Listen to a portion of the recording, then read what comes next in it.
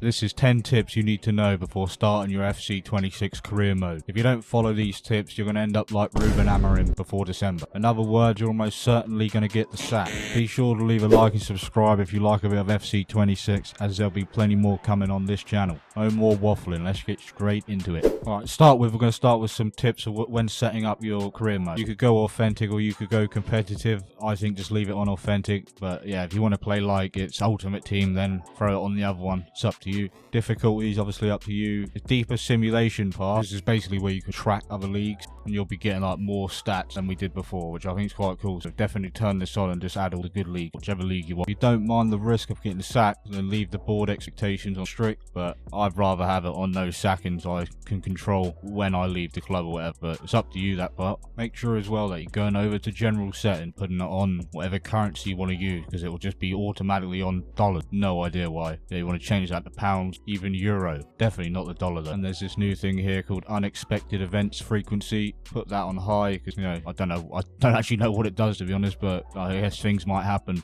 Injuries, yeah, I think things like food poison, things like that. It's pretty sick. Next thing you're going to want to set up once in is your tactical vision, and this is also the place where you hire coaches, Matt, like attacking coaches, things like that. So what I recommend you do is hire coach for all the positions, at least 4 stars in that position. Unless you're like a really low end club, then maybe just get 1 or 2, but I'm with Chelsea here, so yeah, I'm just going to get all 4. And then your tactical vision, that's all down to you, but I quite like counter play, like counter attacking, so I'm going to go for that. But yeah, it's literally, that's up to you, but make sure you pick something, don't just leave it as is. And the next thing you're going to want to set up right out the gates is hire some youth scouts. Same thing would apply. If you're at a good club, make sure you get a 5-star one, or if you're at a lower end, just get what you can. Get the best you can. I recommend doing all 3 if you can as well. The hire 3 coaches, get them all out there to different areas, different parts of the world. The reason you want to do this right away before you've signed anyone is because it's going to take a little while to actually get some good players to come back. I recommend just getting a attacking scout out there, a scout for the midfield, and a scout for defenders, really. Also, just start with, just do them all on 3 months. Don't do 6 or 12 months. This is just because if it's jank and he doesn't bring anything good back, you're going to be stuck there, or you're going to have to recall him. It's long. Next tip I got for you is go straight in your squad hub to list all the shit. Like, clubs often got like 3-4 goalkeepers, and you don't really need 3 or 4. You really only need 1, especially if you plan on signing one in the first season. So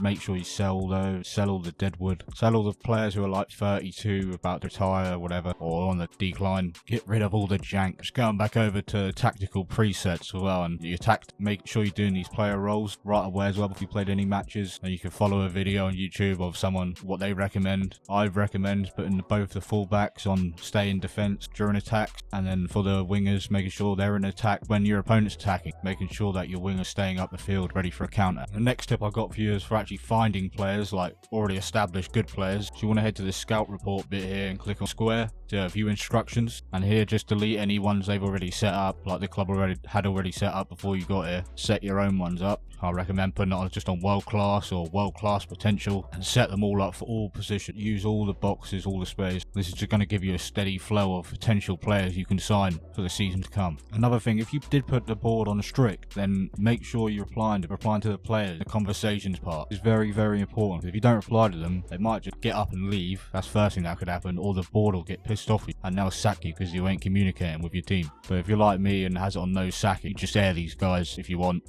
You are still at risk of them just walking out. Another tip I got for you, especially if you're new to the game, something you might just skip over, and that is taking part in the pre-season tournament. Especially if you're a lower end club that hasn't got a lot of money at first, this is going to bag you like 4 or 5 million if you can manage to win it. They ain't hard. Pick one of the ones shit teams you find. Also gives you a chance to try out some of the players you might have signed, use some of the younger players you got in this squad, see if they're any good. Highly recommend it for first season. Even if you don't do it season 2, season 3, make sure you're doing it in season 1, whatever team you have, even a good team. The next tip I got for you is actually quite a big one. A lot of people don't actually know this. When you're doing transfers, trying to sign a player you might not be able to afford, when you put the transfer fee in that you want to send them, add 25% sell-on clause.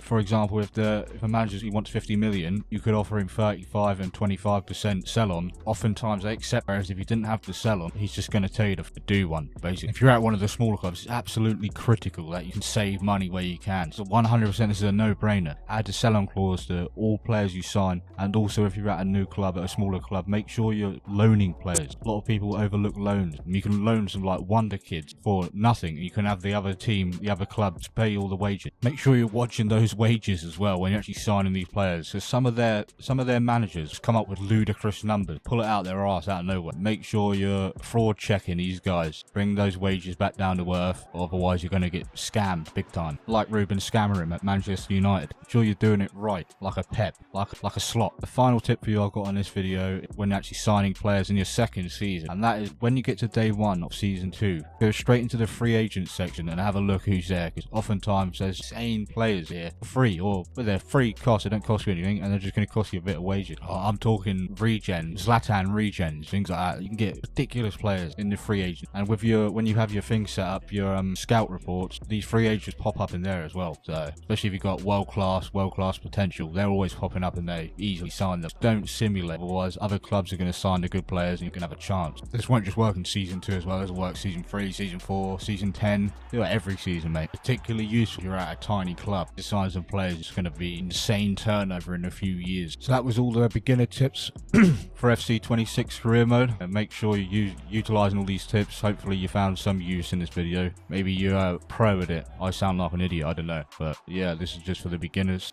Yeah boys, I'll see you in a bit. And you can play as all the GOATs: Mikel Arteta, Ange, Big Ange, Graham Potter, Pep himself, Slot, and even the GOAT, the man, the myth, the legend, Ruben Scamarim.